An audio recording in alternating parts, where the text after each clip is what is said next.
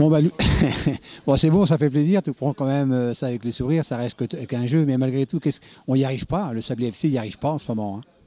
Bah non, effectivement, c'est le plus dur, hein, c'est de pouvoir les mettre au fond. Je pense que ce soir, il y a eu deux équipes qui ont voulu jouer leur va-tout, et à chacun leur tour. Et ça aurait pu basculer d'un côté comme de l'autre. Il y a eu des temps forts, des temps faibles, chacun de.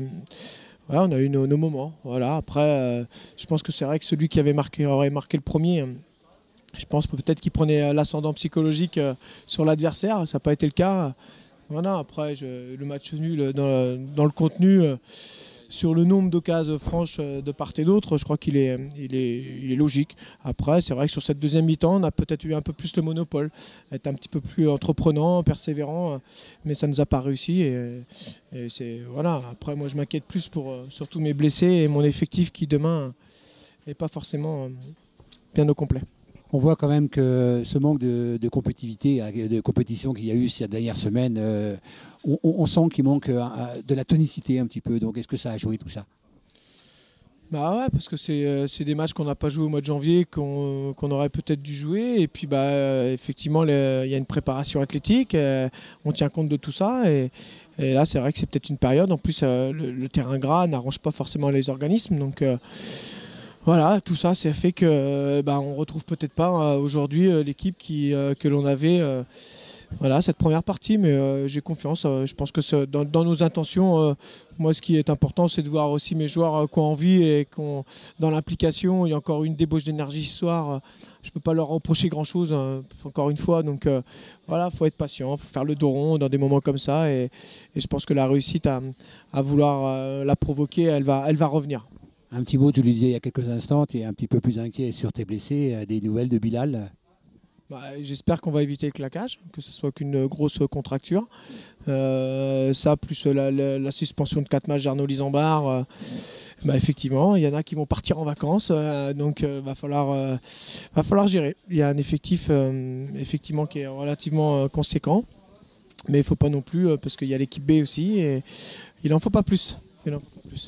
Ok, Di, bonne semaine, bon courage à toi et puis récupère bien. Merci Loulou. Merci. C'est bon. Bon, un match nul pour Guingamp à Sablé, c'est un bon résultat pour vous? Oui, si on regarde le classement, un petit peu déçu par rapport à notre première mi-temps. On a quand même eu de nombreuses occasions. Dans notre temps fort, on n'arrive pas à marquer ce petit but, même si Sablé a une grosse occasion en première mi-temps. On a une grosse aussi en deuxième. Donc je suis un petit peu déçu quand même du résultat, même si effectivement c'est un bon résultat. Nous on est un petit peu en difficulté en championnat parce qu'on a eu une très mauvaise série au mois de novembre. Et comme en CFA2 on joue tous les 15 jours, et c'est un petit peu compliqué de revenir assez rapidement dans le championnat. On ne va pas chercher d'excuses, mais bon, vous avez joué quand même plusieurs matchs à l'extérieur. Le Sablé est en manque de compétition. Est-ce que ça a pu jouer en votre faveur ou pas?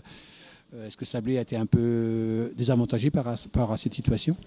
Non, je pense pas, parce que déjà au match aller, on perd 2-0 au match aller, mais j'avais une équipe de U19, donc c'était un petit peu compliqué pour nous, ça manquait d'expérience dans le jeu.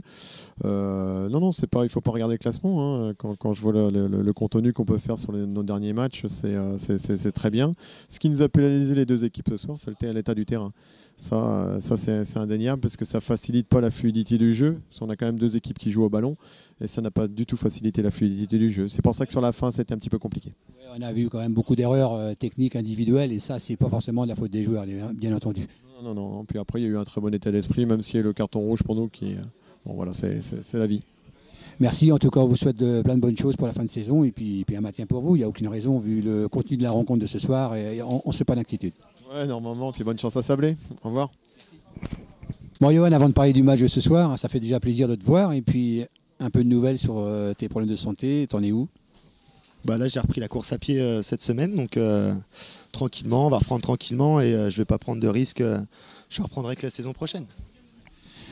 Un petit mot sur la rencontre de ce soir. Est-ce que tu es un peu déçu de voir du moins ton équipe tenue en échec? Qu'est-ce que tu penses du jeu développé? Parce qu'il y a un moment que tu les avais vus, je pense. Déjà, c'était compliqué sur une pelouse très grasse. Donc, non, je pense que c'est un bon résultat, parce que Guingamp a fait une très bonne première mi-temps.